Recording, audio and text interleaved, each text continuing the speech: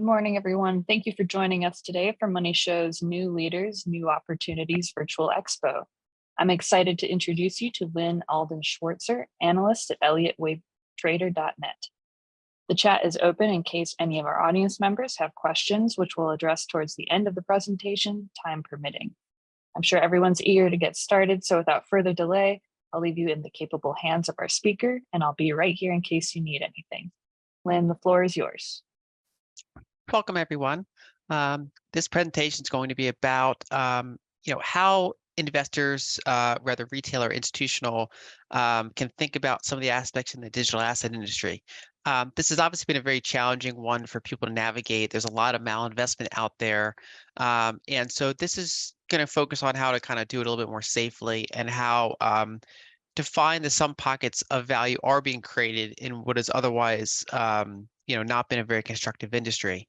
And I'm going to separate it into two parts. One is focusing on Bitcoin price action, and then the next one will be some investment opportunities around the space. So let's get started. For LAWaveTrader.net, for my own website, and in general, I generally monitor some of the price aspects of Bitcoin, not because I necessarily try to trade it, although many people do. It's because I want to kind of set expectations for the reasonable range of outcomes that is likely over, say, the next 3 years on a rolling basis. Is it euphoric and likely to run into headwinds? Is it depressed and likely to have another surge higher? Is it something we might want to lean into during a bear market? Is it something we might want to trim in a bull market and kind of diversify and keep some of the gains we've had? So there are a number of metrics that you can look at for Bitcoin price action that they won't tell you exactly what price level Bitcoin will be at in, say, 18 months or any given time frame, but they've historically been quite accurate on direction, both kind of in terms of historical correlation and logically. It makes sense that those metrics make sense. And one of the advantages we have with Bitcoin is that because the asset is open source, on-chain, auditable, there's actually more data available with it than we get with a typical asset that trades. When you analyze a stock, what you're mostly doing is you're looking at the fundamentals of the company, and then the technicals are mostly based around price action. Whereas with Bitcoin, you're obviously not looking at things like earnings or balance sheet because it's a monetary asset. Instead, you're looking at user behavior, what kind of buyers are holding coins, what kind of people are selling coins, those types of on-chain metrics. We can kind of cluster things together. And I'm going to just kind of keep it simple by focusing on two what I view as really powerful drivers of price. One's on the supply side, one's on the demand side. Both of these charts will be from Look Into Bitcoin. A big fan of the work they do with chart work. So this first one focuses on the supply side. And the reason, it could be unintuitive because we all know Bitcoin is capped at 21 million. So we can ask, what do we mean by supply side? What we can do is there's various ways to segment the supply into different types of coins. So is there fast money coins on exchanges? Is there other coins that have kind of recently moved into someone's custody? Are there other coins that have not moved in a very long time and they've shown a propensity to not sell almost ever or very rarely? And so generally what we see is that during bull markets, there are not a lot of new hot money buyers. They end up getting over the skis. They drive the price up. Whereas in bear markets, you tend to have coins rotate back to the stronger hands, people that are generally in it for the long term, that have more experience with the asset. And what that does is that sets up a very tight supply side, not in the sense that the number of coins is changing, although it's going up slowly towards its cap, but instead that a increasing percentage of those coins are, for the most part, unavailable. And so what this chart shows is the price of Bitcoin in black in logarithmic terms, and the orange line is the percent of coins that is not moved on chain in a year. And so generally what we see is that during bear markets, you start to get more and more coins are rotating from the people that bought at the top and people that are that were new into the space. They either their coins start solidifying, the ones that haven't sold, or they get out of their position and they move into other buyers, kind of bear market buyers who then keep holding. And so generally you start to get a rise in the percentage of coins that have not moved. And then what happens is during bull markets, you generally see dispersion. You see some of these longer term holders sell their position. I mean, if they're up 10x or 5x or 20x, whatever the case may be in their position, they might be taking profits. They might be diversifying into other assets. They might just be wanting to consume. They might want to buy a house, and so they start kind of dispersing some of their profits into the new buyers that are joining. And we kind of see the cycle repeat over and over. Sometimes we get like a mini bull market, and we see that action on chain as well.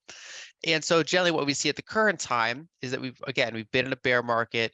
We've seen a bigger ratio of coins rotate to the longer term hands. And so this is what I would consider a coiled spring. The supply side is very tight. It doesn't take a lot of outside capital to want to buy to move up the price. Then the question just becomes what would make that new capital come in? And so that's where we kind of turn to the demand side. And again, there are a lot of drivers of demand. And there's a lot of correlations I've found. The one that I've found that is the most correlated and also arguably makes the most sense is Bitcoin versus global M2, which is broad money supply. And this specifically dollar denominated global M2. And so the two main ways that global M2 increases is either you know, a lot of bank lending and or central bank money printing are happening, or the dollar is weakening because the denominator of the whole thing is weakening. And of course, the way it goes down is that central banks are either trying to tighten either their own balance sheets or lenders in their jurisdictions, or or you have a strong dollar, which pulls it down because the denominator is strengthening. And what we generally see with Bitcoin is that it is a rather powerful inflation hedge, not in terms of CPI, but in terms of money supply, global money supply. So when you have this chart is Bitcoin price action year over year, and you have global money supply year over year in blue. And you generally see a quite strong correlation where these sharp periods of broad money supply growth generally bring with it one of these big Bitcoin bull markets. And then when you have either decelerating money supply or in some cases, outright negative money supply growth, usually because the dollar is pretty strong, you generally get these Bitcoin bear markets. And so generally what you have is that during periods of higher liquidity, which often come with periods of economic acceleration and risk on investor behavior, you generally see more capital want to get into Bitcoin. And then going back to the prior chart, it's usually by that point set up like a coiled spring. The fast money is all out. And so you get new money coming into a very tight asset, and you generally get another bull market. And then of course, momentum tends to feed on itself. It's rising, it's making headlines, more people want to buy. They realize it's not dead from the past cycle. Every time it has a bull market and falls, people think it's dead. And so they realize it's not. And so then they say, well, I'm going to get in. And of course that feeds on itself until it breaks. And of course there's no certainty that it's going to repeat any of these cycles. But I'm kind of seeing a lot of the same types of behavior we'd expect in a bear market. So there's nothing particularly unusual so far happening in this one, even though we're in a very tight, regime monetarily.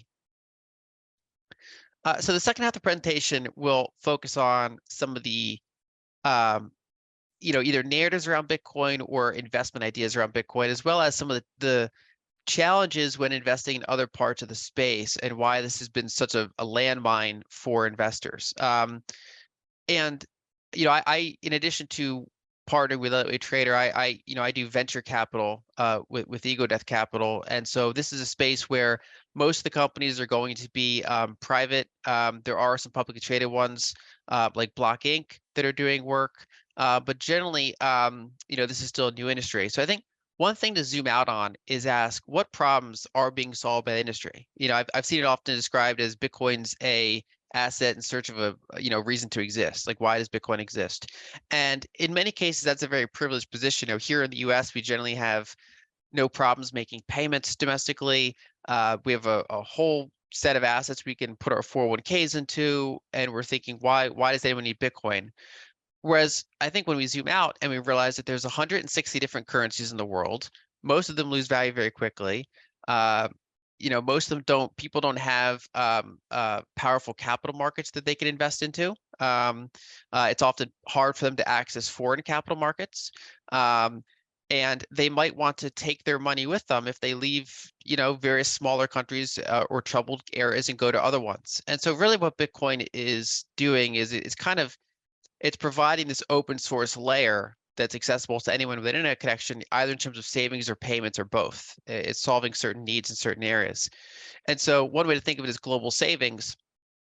There are rather few assets in the world that are bearer assets, meaning that you directly possess them, right? So when we think of our stocks, our bonds, our cash, these are in brokerages, these are in banks, these are held on our behalf legally. And in some jurisdictions, they can be frozen, they can be taken, they can have all sorts of issues. Whereas assets like gold and Bitcoin are bearer assets, meaning you can directly hold them. Even a house, which you in some ways directly hold, is not exactly because it's not portable. So the only ones that are, liquid, fungible, portable are assets like gold and Bitcoin and similar. Um, and then the major difference is that gold is, gold's got a 5,000-year track record of being money. It's not going anywhere anytime soon. But the challenge is that, you can't really bring it internationally, try to have, you can't bring it through an airport, you can't do this, which again, in the United States, we might never expect that we ever have to, but maybe if you're in Lebanon, you would expect to have to do that. You might want to leave. You might, if you're in Argentina, you're in Venezuela, you might want to leave. And so, for example, with Bitcoin, you can bring your assets anywhere by memorizing 12 words representing your private key. And so you have access to your money everywhere. And I personally know people that have, gotten their money out of Venezuela, for example. They got their physical self out, they got their money out with them, and it's because of the power of Bitcoin and that kind of thing. The other one is global payments, and so again, domestic payments tend to not be a big challenge in a lot of jurisdictions. Where you get frictions is international payments, and when you think of Latin America or Africa, both of those continents have like over 30 currencies each. Um, and so you have a lot of cross-border frictions with payments. If you're in Nigeria and you want to pay someone in Kenya, it's often non-trivial.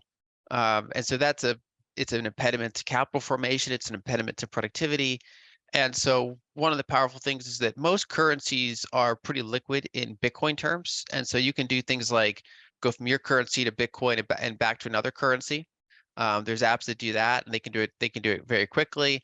Um, and so, and also, if you're in a area that maybe your payment rails are being frozen, right? I mean, so for example, when Putin's opposition, before he was jailed, when he was basically running against Putin, criticizing Putin, his organization would often have their bank accounts shut down, frozen, and so they would turn to using Bitcoin, and that would actually kind of incentivize the government to let them keep a bank account because they can at least track it better. And so it's a fallback mechanism for when you're in a place where you're either deplatformed for any reason.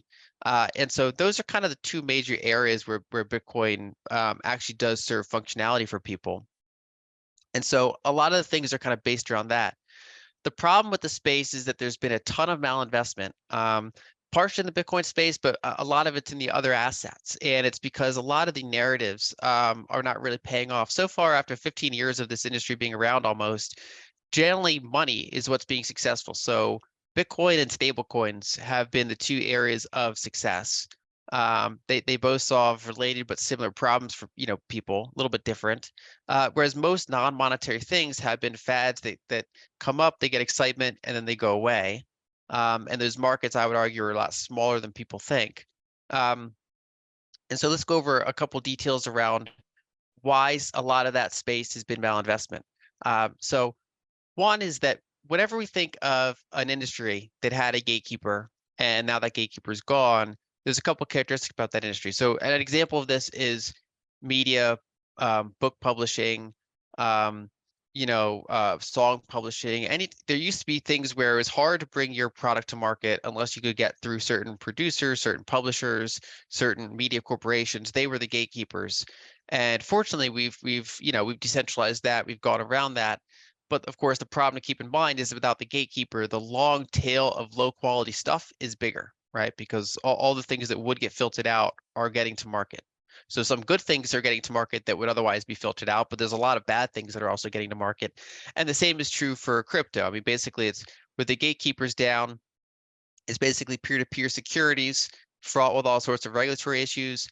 And the challenge is that, unlike a book or a, show, where, if you consume, a bad product, it's not a big deal. Whereas in the financial industry, if you invest in a bad project, you can lose a lot of money. And so the combination of no gatekeepers and the ability to make and lose money has thus far been quite, damaging to people. Another big factor is that a lot of either founders or VCs use this fact to get fast exit liquidity, right? So in traditional VC investing, the founders and the early investors are tying their fortune to the success of the underlying company. They're building something, they're locking up equity for 5, 7, 10 years, sometimes more. And the realistic exit strategies are they either build a company good enough that another company wants to acquire it, or they build a company that gets big enough that going public makes sense. They get through all sorts of disclosures, they go public, and then they're able to sell their shares after a time. Whereas in the crypto space, people will, issue tokens, build a project, get those tokens on exchanges, and then start reducing their position, perhaps 2 years into the project, before there's actually any long-term viability of the project they built. So the founders and the early investors can get rich having not built anything durable. And this just keeps repeating cycle after cycle. I already mentioned, so 15 years of limited innovation. It's been 15 years now. And generally what we see is that around the margins, there's interesting stuff happening, but most of it's money. Most of the market cap is Bitcoin and stable coins. Most of the things that are solving real world problems are Bitcoin and stable coins. A lot of the other things are literally better solved by Kickstarter. I mean, Kickstarter's, use like 7.5 billion, I think, to fund 250,000 different projects. So bringing all sorts of devices, games, books to market. And I don't think the crypto industry can say that. I think an area that's still, potentially has legs to it is tokenized assets. So that's basically a broader version of the stablecoin market. So, basically what stable coins do is they bring the dollar to people in the world that want it, right? If you're in Argentina or Nigeria and you're experiencing currency problems, it can be hard to get your hands on dollars. Banks can, not give it to you. If you do put your dollars in a bank, they might seize it. And there might be some sort of government decree. There's a lot of precedent for this. And so what stable coins do is they let people own dollars in an offshore bank, essentially, or dollar collateralized assets, and it's almost like an offshore account for the middle class, right? It's a way to kind of broaden access to the dollar, and we're starting to see other things. Like, for example, now there's tokenized T-bills coming to market. So they're saying, well, instead of earning 0 yield on your stablecoin, why not earn 5% from having exposure to T-bills? And again, there's regulatory challenges, there's things like that, but really what the market that's being, kind of solved for is the foreign market. And then of course the question becomes, if you can tokenize a dollar, if you can tokenize a T-bill, why can't you tokenize Apple stock or a bond? Why can't a middle-class Nigerian family easily own an ETF or own a stock, right? So there's still, I think that obviously there's a lot of work to be done. There's regulatory challenges. It's unclear how big that market is, but I think that's one of the constructive ways to think about what that space offers. The last point worth considering is that everything in the space is a trade-off. When you hear that there's a new token and it is faster and more programmable and all that, and you always have to ask, well, what's the downside, right? Because it's not magic. Generally, what they're doing is they're sacrificing decentralization to maintain these capabilities. So the more they look like a centralized database, the more they are as efficient as a centralized database. And so generally, you only want to apply blockchain stuff to things that really, really benefit from decentralization, because having your database decentralized, redundant is expensive. I mean, that's what a blockchain is basically everybody storing the same database and reconciling with each other on a regular interval. That's expensive, and that only makes sense for a handful of things that really, really need that decentralization because of the trade-offs that come with it. And so generally you see a lot of crypto new layer ones, new layer twos making all these kind of you know, big assertions around what they can do, and really what they're doing is making trade-offs. So given all the like the malinvestment in the space, what is interesting? And so, Bitcoin is, I would consider it kind of like the analogy would be the internet, either right before the browser came out or right after the browser came out. So kind of early 90s internet, where there's a lot of things there. People are using it. It's a little bit of a techie space. There's still better consumer level apps to come to the market. Companies like Block Inc. or others are working on that. And so there's still areas of improvement to improve the UX or to bring new features, on this otherwise very, very, kind of open source, solid base layer that has global liquidity.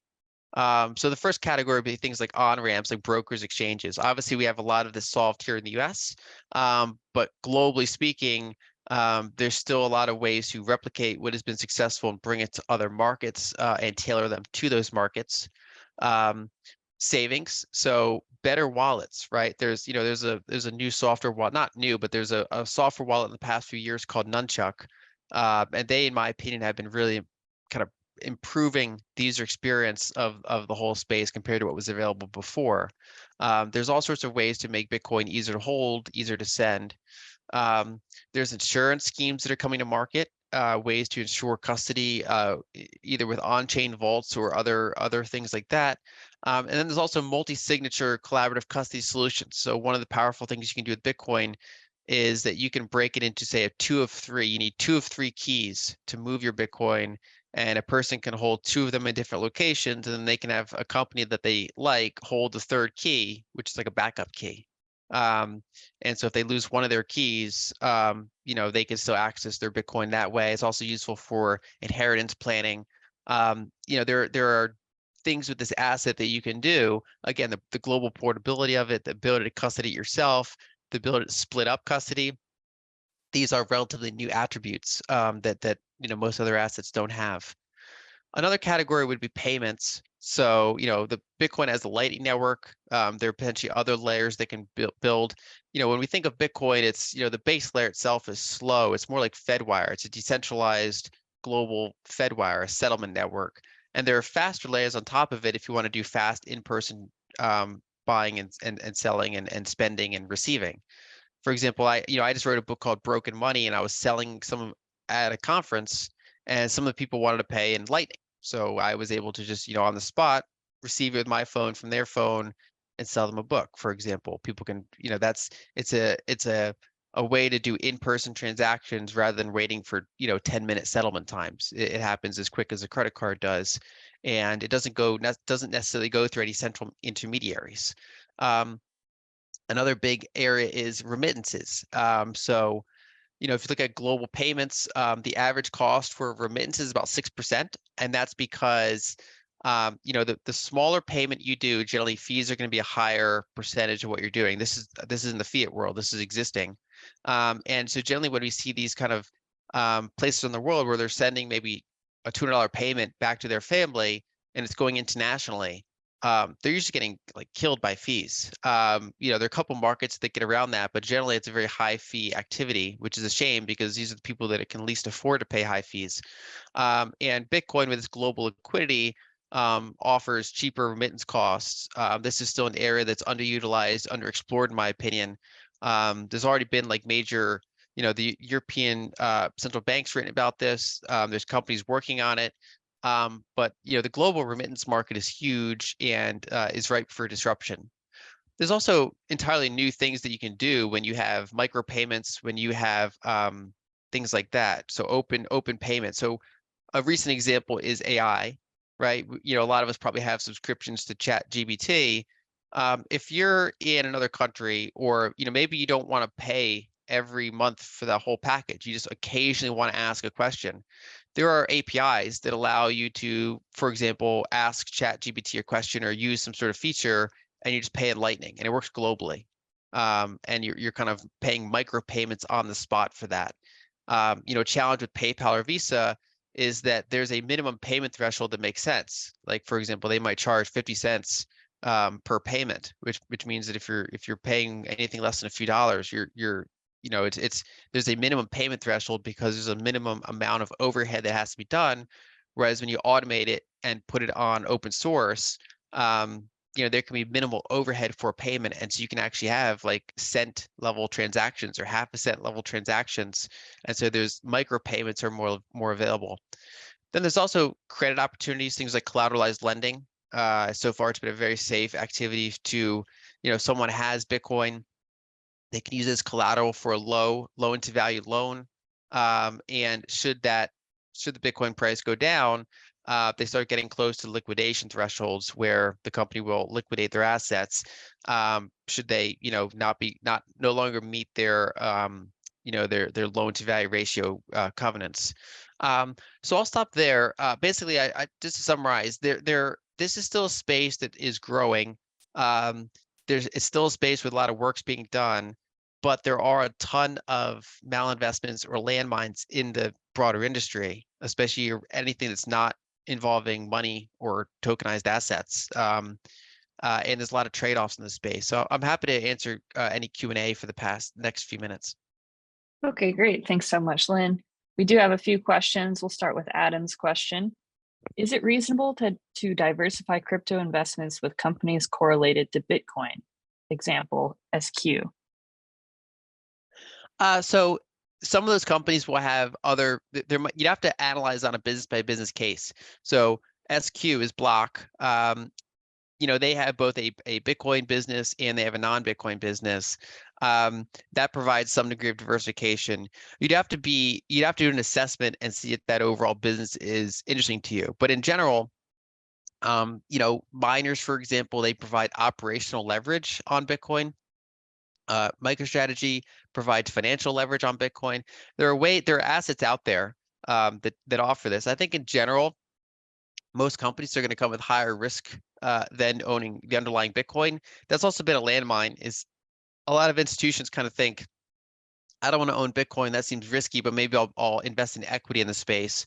And so they, major blue chip VC funds will buy into FTX, for example, thinking that's the lower risk area. Whereas kind of like the gold space, like, gold miners historically destroy value, and really holding gold is better. At least, 8 times out of 10. The other 2 out of 10, you can outperform gold. And I think it's kind of a similar thing in the Bitcoin space, where if you do get into the equity area, you want to do extra work and you want to realize that beating the benchmark of just owning Bitcoin and having exposure to the whole space, is a challenging risk reward thing to make.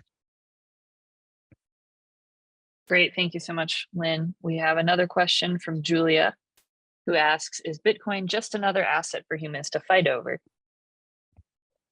Well, I think all assets people fight over. I think what's powerful about Bitcoin is in many ways it can bring us together. I mean, it's a way for global trade to happen more seamlessly.